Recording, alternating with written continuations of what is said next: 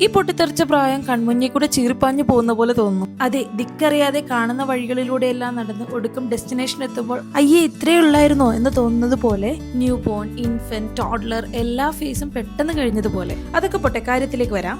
സാധാരണയായി ബർത്ത്ഡേക്ക് നമ്മൾ ചോക്ലേറ്റ് വിതരണം ചെയ്യുന്നത് പോലെ ഇവിടെ നമ്മൾ ഗുഡി ബാഗ് ആണ് വിതരണം ചെയ്യുക. കുഞ്ഞുങ്ങൾക്ക് ആകർഷിക്കുന്ന വസ്തുക്കൾ അതിന്റെ അകത്തുള്ളത് കൊണ്ടാണ് ഈ പേര് വിളിക്കുന്നത്. ഡേ കെയറിൽ മോന്റെ റൂമിൽ 14 കുട്ടികളാണ് ഉള്ളത്. അതുകൊണ്ട് ചൂസ് ചെയ്യുന്ന എല്ലാം 14 എണ്ണം വെച്ചെടുത്തിട്ട് നമ്മൾ 14 ബാഗുകളിലാക്കിയിട്ടായിരിക്കും കൊടുക്കുന്നത്. ഒരുപാട് ടോയ്സ് അവൈലബിൾ ആയിരുന്നെങ്കിലും ഉപഭോക്താക്കളുടെ പ്രായം ഒരു വെല്ലുവിളിയായിരുന്നു.